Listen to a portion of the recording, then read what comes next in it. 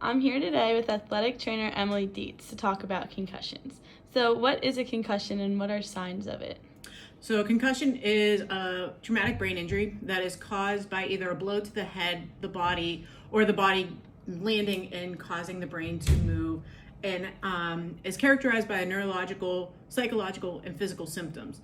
Some of the symptoms, signs and symptoms that you might have with a concussion are headache, dizziness, nausea, just feeling like you're in a fog, feeling like something's not right, that you aren't acting the same, being more emotional, being irritable, being what's called photophobic, the light's bothering you, sound bothers you, not being able to remember things, being off balance, like you sway as you walk. And these are just a couple of them. There are a couple other signs and symptoms as well, and everyone's different. If you get hit in the head or you get hit in the body that causes enough force for your brain to move around, you could have one symptom where your friend has three symptoms. And typically they last a week to about 2 weeks to resolve. Sometimes they take longer, but everyone's different. What are proper ways to take care of a concussion? So the first thing is rest.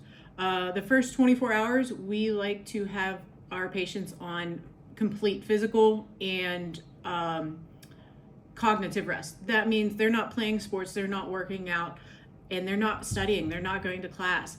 The best thing for them is to let their brain heal and let their brain heal appropriately. So not staying up and playing video games when they're not going to class, but sleeping if that's what their body wants, or just being awake and like hanging out, not concentrating on computer screens or looking at projectors from a couple yards away in a classroom. The next thing is making sure the nutrition and sleep habits are good.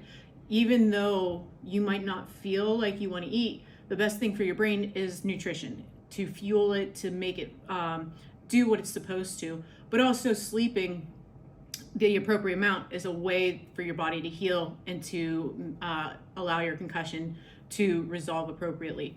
But the main thing is to check in with your healthcare provider, an athletic trainer, family physician, nurse practitioner, that kind of provider, not a dentist. Dentists don't deal well with concussions. Neither do chiropractors. They can help with some of the symptoms, but they are not good at diagnosing concussions. From there, we do a battery of tests. We do what's called a SCAT. We do an impact test.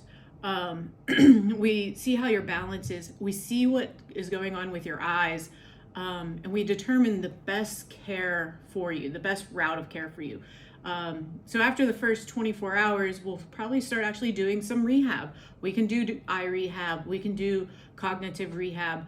And if your symptoms are starting to decrease, one thing to help a lot of athletes is actually getting them back to exercising. So we can do low-level exercises, biking, walking around, getting some good blood to the brain, getting some good oxygen to the brain.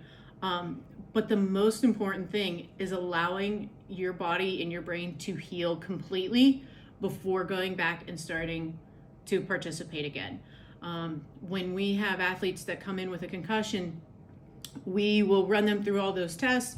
And when they are starting to be asymptomatic or they don't have any more symptoms, we run them through the test again to make sure that they actually are healing like they should.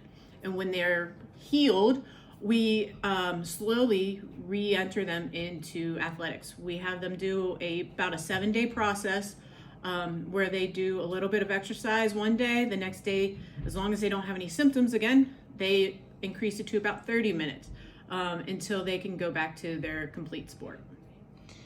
And what is second impact syndrome?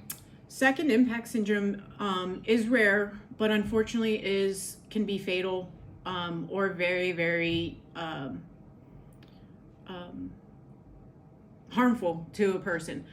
Second impact syndrome is when a person gets a concussion and they don't allow their brain to heal. And then they go back and do another type of activity and they get hit again, or they sustain another concussion. At this point, their body goes into a chemical response system that makes their brain swell. The brain starts swelling uncontrollably. And if you've ever seen a skull, skulls are really hard and there's not a lot of room between the brain and the skull. So as the brain starts swelling, it's going to start pushing on the skull, causing more tissue damage, causing more issues.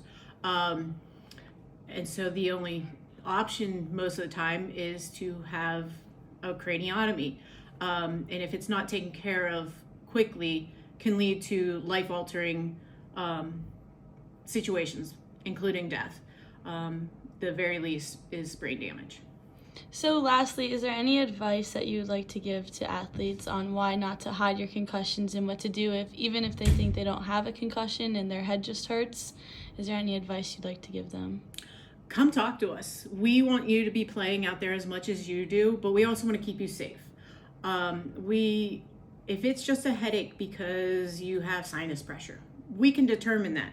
If you have a headache because you have what's called a cervigenic headache, your muscles in your neck are so tight that it's pulling on the muscles in your brain, or not in your brain, in your skull, we can determine that. Not every headache is going to point to a concussion.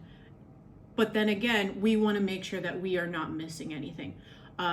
We don't want to put you out there and say, oh, it was just a headache because I was studying too much, when yesterday you got rocked in practice, because we don't want you to get hit again and have a second concussion on top of that and lead to more serious injuries. So any concerns that you might have, if you have trouble remembering, if you're like, I don't have a headache, but I feel nauseous and I can't concentrate in class, talk to your athletic trainer, talk to your physician, talk to your nurse practitioners, let someone know so that we can take care of you appropriately. Thank you, Emily.